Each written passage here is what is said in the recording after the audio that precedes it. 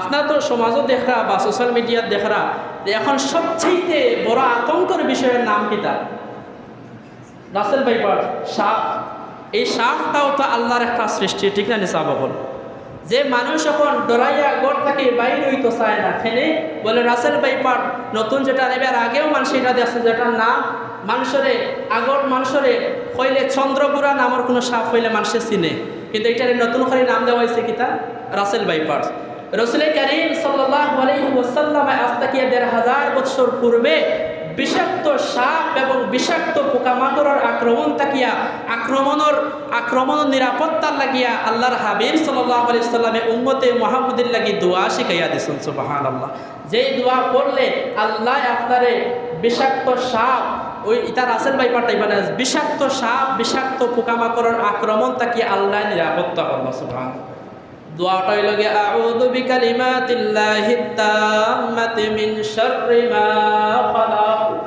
ভালো করে শুনুন জানো, দোয়াটা হইল আউযু বিকালিমাতিল্লাহিত তাম্মাতি মিন শাররি মা খালাক। এই দোয়াটা পড়বা আল্লাহ আপনার নিরাপত্তা দান করিয়া দেব। সুবহানাল্লাহ। আরেকটা কোরআনিক আমল হইয়া দেই, যেই আমলটা আল্লাহ কোরআন শিখাইয়া দেয়। রাসূল কারীম সাল্লাল্লাহু আলাইহি ওয়াসাল্লামের হাদিসের মধ্যে সম্পূর্ণ দোয়াটা শিখাইয়া দেয়। এটা কোরআনের একটা আয়াত। রাসূল কারীম সাল্লাল্লাহু আলাইহি ওয়াসাল্লামে ফরমায় যে মানুষে সকাল সন্ধ্যা এই আয়াতটা 7 বার পাঠ করব, 24 ঘন্টার লাগিয়া সে আল্লাহর রহমতর ছায়ার ভিতরে থাকবো।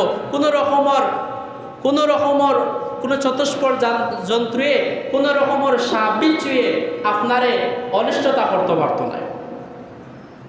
এই দোয়াটা এই কোরআনের আয়াতটা হইল গিয়া ফাইন তাওয়াল্লাউ ফাকুল হাসবিয়াল্লাহু লা ইলাহা ইল্লাহু আলাইহি তাওয়াক্কালতু ওয়া হুয়া রাব্বুল আরশিল আযীম। সূরা তাওবার শেষ আয়াত বাহরিয়া শিখবা আপনারা। এই আয়াতটা সকাল সন্ধ্যা 7 বার পাঠ করলে আল্লাহ তার রহমতর নজরে আপনারা রাখবা, কোনো কিছু আপনার লাগাল পাইতো না। এখন শেষ একটা